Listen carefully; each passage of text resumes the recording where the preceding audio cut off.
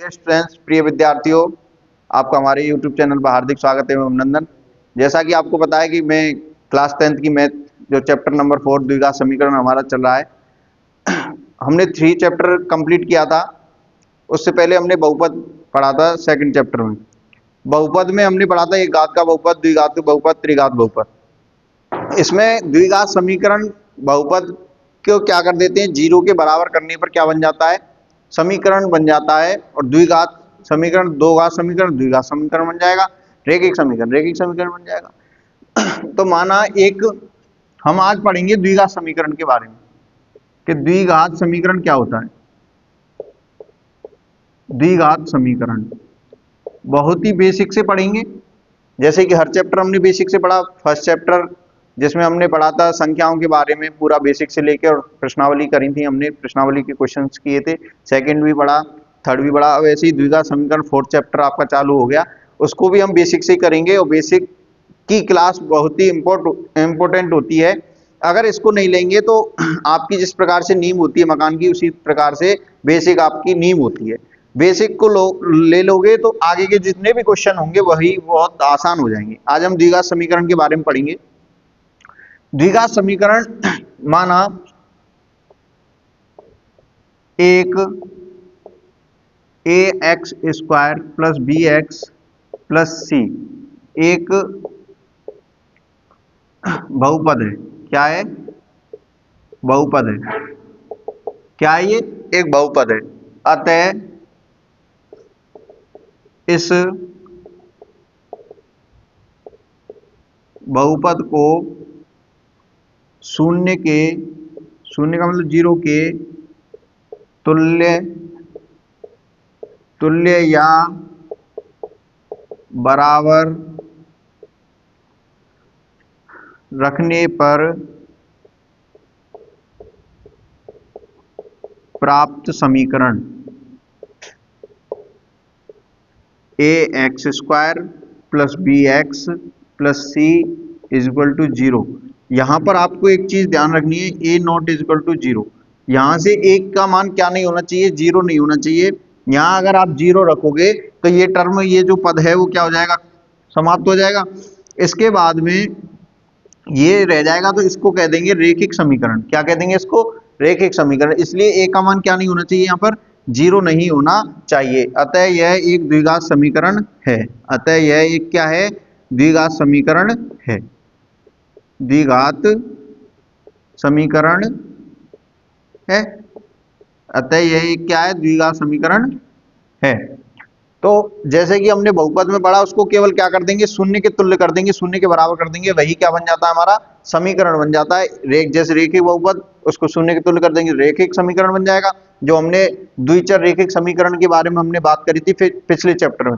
अब द्विघात समीकरण के बारे में पढ़ेंगे। द्विघात समीकरण एक बहुपद है, उसको शून्य के तुल्य कर दिया तो वह क्या बन जाएगा, द्विघात समीकरण बन जाएगा।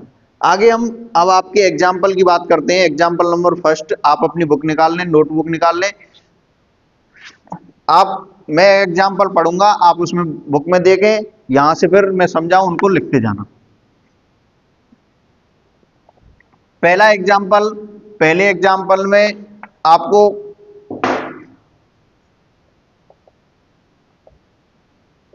पहला क्वेश्चन आपको दे रखा है कि जॉन और जीवंती के पास कुल मिला के 45 कंचे हैं। कितने कंचे हैं? 45।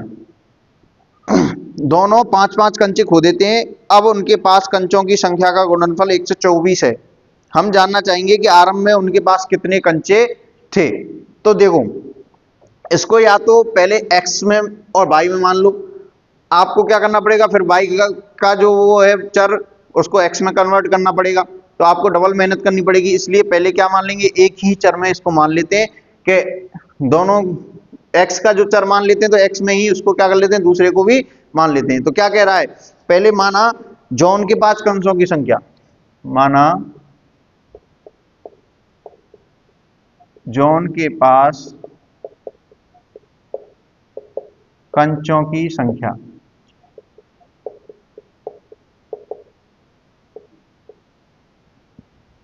क्या मान लेते हैं, x। तो जॉन के पास कंचों की संख्या x है। एक बात ध्यान रखना, जैसे मैंने कहा कि दो व्यक्तियों के पास 20 रुपए है, दो व्यक्तियों के पास कितने रुपए हैं? 20 रुपए हैं।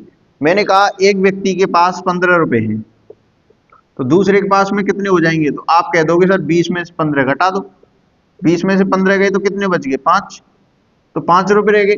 इसी प्रकार से जब जॉन के पास कंचों की संख्या x है तो टोटल उनके पास में कितने कंचे हैं? 45। तो मैं कहूंगा जीवंती के पास में कितने रह जाएंगे? तो आप कह दोगे सर 40 में से 45 में से x माइनस कर दो, तो जीवंती के पास कंचों की संख्या रह जाएगी। तो यहां लिख देंगे हम, तो माना जॉन के पास तो कंचों की संख्या x हो गई। अब दूसरी जो दे रखी है जीवंती, तो जीवंती के पास कंचों की संख्या, जीवंती के पास कंचों की संख्या, तो जीवंती के पास कंचों की संख्या क्या हो जाएगी? 45 माइनस एक्स। 5 कंचे खो जाने के बाद, 5 कंचे खो जाने के बाद, 5 कंचे खो जाने के बाद, अब वो कह रहा है कि 5-5 कंचे दोनों के खो गए, तो जॉन के पास में कितने रह गए? जॉन के पास कंचे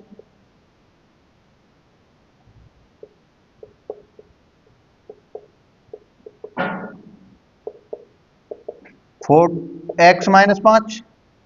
जीवंती के पास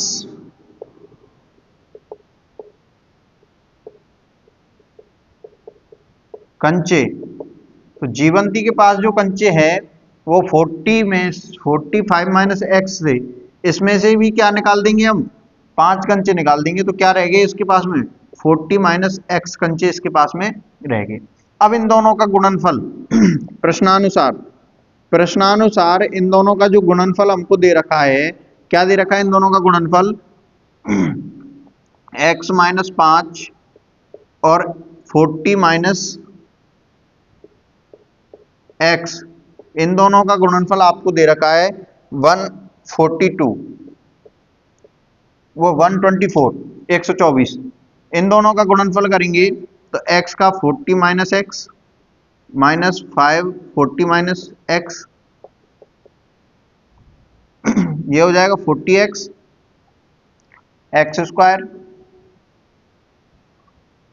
ये हो जाएगा 200, ये प्लस 5x बराबर 124। यहां से 40 और 5 45x, ये माइनस के एक्स स्क्वायर, ये माइनस के 200, ये 124। इन सारी टर्म को इधर ले जाएंगे तो इधर रह जाएगा 0, तो इधर ले जाएंगे तो ये बन जाएगा माइनस का एक्स स्क्वायर किसका हो जाएगा? प्लस का एक्स स्क्वायर, ये माइनस के 45x, ये प्लस के 200 और ये प्लस का 124 तो आपको दे ही रखा है, तो बराबर के 0। तो ये बन गया x square minus 45x plus 324। आपको इस वाले क्वेश्चन में एग्जाम्पल में केवल आपको क्या देना था? द्विघात समीकरण बताना था।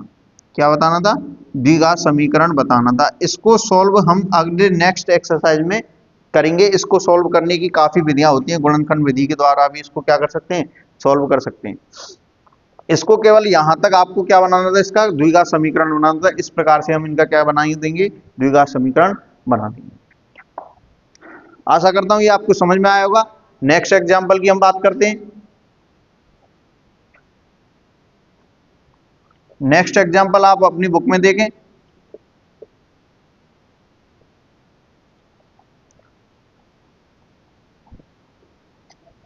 उसमें भी यहां तक अभी 4.1 में केवल आपको क्या बनाना था? केवल आपको द्विघात समीकरण चेक करने, द्विघात समीकरण है या नहीं है और द्विघात समीकरण निकालना है। ठीक है। दूसरा दे रखा है आपको कि जी एक कुटीर उद्योग एक दिन में कुछ खिलौने निर्मित करता है, तो माना उस दिन निर्मित खिलौनों की संख्या, माना उस दिन निर्मित खिलौनों की संख्या क्या हो जाएगी, मान लेते हैं x। क्या मान लिया, x। प्रत्येक खिलौनों का मूल्य 55 में से एक दिन में निर्माण किए गए खिलौनों की संख्या को घटाने से प्राप्त संख्या के बराबर है। तो उस दिन प्राप्त खिलौनों की संख्या का मूल्य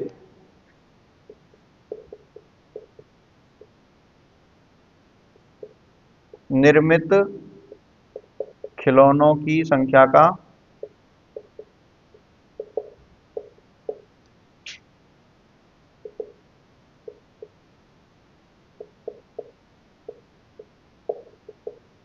उस दिन निर्मित संख्या कितनी है, x। उस दिन निर्मित खिलौनों की संख्या क्या कर रहा है, वो कह रहा है कि उस दिन निर्मित खिलौनों की संख्या क्या कह रहा है कि उसमें से 55 में से जो निर्मित है, 55 में से कितने निर्मित हो रहे हैं, x घटाने पर प्राप्त हो रहा है। समझ में आ गई। अब मैं कहूं कि उस दिन निर्माण लागत कितनी हो जाएगी, उस दिन निर्माण लागत, उस दिन निर्माण लागत, कुल निर्माण लागत आपको दे रखी है 750। कुल निर्माण लागत कितनी दे रखी है, 750। तो देखो, अगर मैं कहूं कि एक खिलौने का मूल्य 10 रुपए है, तो आपको 10 खिलौनों का कितना हो जाएगा, 10 गुणा 10 कर देंगे, 100 हो जाएगा। ऐसे ही एक खिलौने का मूल्य तो इतना है, खिलौनों की संख्या इतनी है, तो इनका दोनों का मल्टीप्लाई करेंगे, किसके बराबर हो जाएगा, 750 के। इसको सॉल्व कर लेंगे तो 55x माइनस एक्स स्क्वायर बराबर 750। इधर ले जाएंगे इसको तो एक्स स्क्वायर माइनस के 55x प्लस के 750 इक्वल टू 0। इस तरीके से क्या बना लेंगे, हम समीकरण बना लेंगे। केवल आपको क्वेश्चन को पहचानना आना चाहिए। आगे नेक्स्ट क्वेश्चन आपको दे रखा है एग्जाम्पल नंबर सेकंड, उसकी बात करते हैं। एग्जाम्पल नंबर सेकंड की, उसमें आपको बताना है कि ये द्विघात समीकरण है या नहीं है। केवल इतना बताना है, इतना चेक करके दिखाना है क्या ये द्विघात समीकरण है या नहीं है। तो द्विघात समीकरण का जो व्यापक रूप है मैंने बता रखा है। द्विघात समीकरण का व्यापक रूप क्या होता है, A x square plus B x plus सी बराबर 0। ये द्विघात समीकरण का व्यापक रूप होता है। अगर इस तरीके का कोई दिख रहा है आपको तो वह द्विघात समीकरण है, नहीं दिख रहा तो वो द्विघात समीकरण नहीं है। तो सेकंड एग्जांपल जो आपको दे रखा है वो इसी प्रकार का दे रखा है। एग्जांपल नंबर सेकंड, उसमें आपको पहला सवाल ये दे रखा है द्विघात समीकरण है या नहीं है। तो आपको दे रखा है x माइनस 2 का स्क्वायर प्लस 1 2x माइनस 3, इस तरीके से दे रखा है।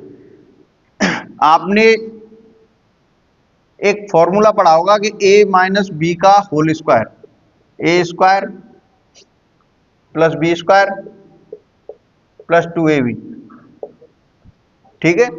इस तरीके से वो A square minus B square, यहां से sorry A square minus B square,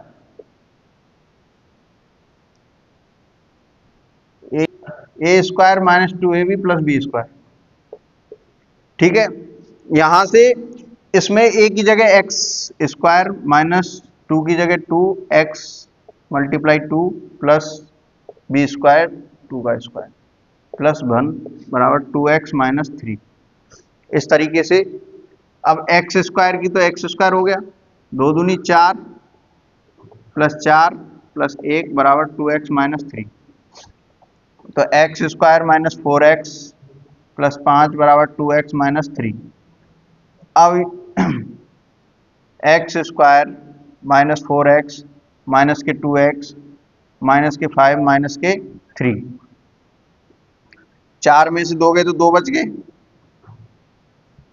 5 में 5 और 3 माइनस के 8, इधर ले आए तो x square minus 2x plus के 8 बराबर 0। अतः यह a x square plus B x plus सी बराबर 0 के रूप का है, रूप का है। अतः यह क्या है, अतः यह एक द्विघात समीकरण है, क्या है ये, द्विघात समीकरण है। केवल हमको यही बताना था ये द्विघात समीकरण है या नहीं है। आगे सेकंड नंबर का जो आपको क्वेश्चन दे रखा है उसको भी इसी प्रकार से सॉल्व करना है, देखते हैं उसको भी।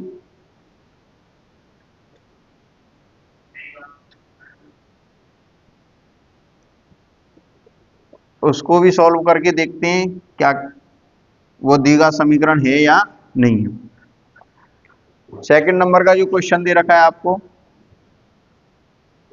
X x plus 1 plus 8 x plus 2 x minus 2।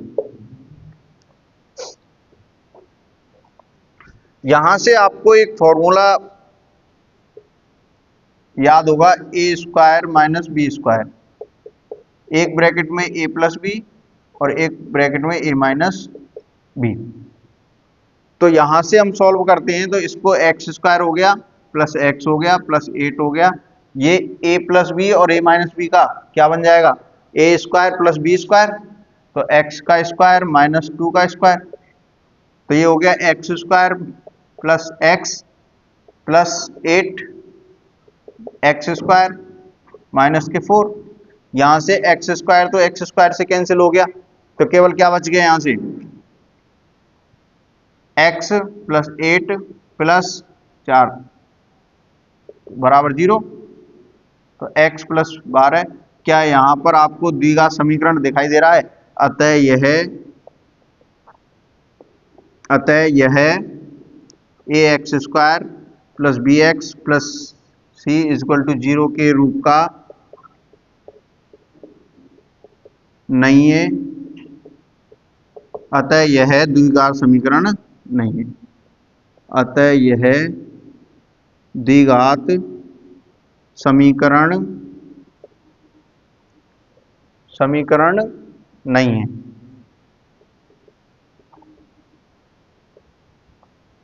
इस तरीके से, ये इस तरीके से नेक्स्ट एग्जाम्पल आपका, तो ये द्विघात समीकरण नहीं है क्योंकि यहां पर जो टर्म आ रही है वो एक्स स्क्वायर वाली टर्म तो खत्म हो गई, वही मैं बताया ए नॉट इक्वल टू 0 होना चाहिए, क्योंकि वहां से 0 ए का मान 0 हो गया, तो इसका मतलब वो टर्म, ये एक रैखिक समीकरण हो गया, इसलिए ये क्या नहीं है, द्विघात समीकरण नहीं है। आगे हम बात करते हैं नेक्स्ट एग्जाम्पल की। ये फॉर्मूला तो आपको 9th में भी पढ़े होंगे आप। आगे next third, x 2x plus 3 x square plus 1, यहां से मल्टीप्लाई करेंगे 2x square plus 3x x square plus 1, इधर लाएंगे इधर तो 2x स्क्वायर माइनस के x square plus 3x minus के 1 इज इक्वल टू 0, तो 2x में से एक x गया तो एक्स स्क्वायर बच गया प्लस 3x माइनस 1 बराबर 0, अतः यह a x square plus B x plus C is equal to 0 के रूप का है।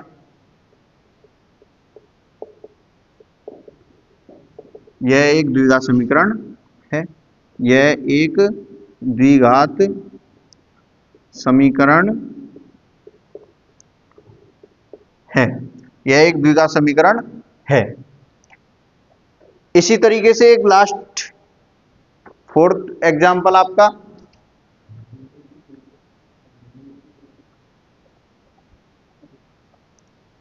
फोर्थ एग्जांपल आपका दे रखा है कि x प्लस 2 का क्यूब एक्स क्यूब माइनस 4। यहां आपको फॉर्मूला याद होना चाहिए कि एक फॉर्मूला होता है a प्लस बी का cube, a cube plus b cube plus 3a square b plus 3ab square, ये फॉर्मूला आपको याद होना चाहिए, क्योंकि a प्लस बी का क्यूब दे रखा आपको, a की जगह x तो x का क्यूब प्लस b का क्यूब क्या है 2 का cube plus 3a square plus 3ab square 3ab square ये हो गया आपको। यहां से अब सॉल्व करेंगे हम, तो क्या आ जाएगा, एक्स क्यू से तो एक्स क्यू गया, तो बच गया 8 plus 6x² plus 3x 4 minus के 4। तो ये आ गया 8 6x² 12x माइनस के 4। तो ये इधर आएगा, तो 6x² plus 12x plus 8 plus 4 is equal to 0। तो 6x² प्लस 12x प्लस 12 बराबर 0। तो यहाँ 6 का भाग दे देंगे तो x² 2x प्लस 2 बराबर 0। अतः यह ax² plus bx plus c is equal to 0 के रूप का है। अतः यह एक द्विघात समीकरण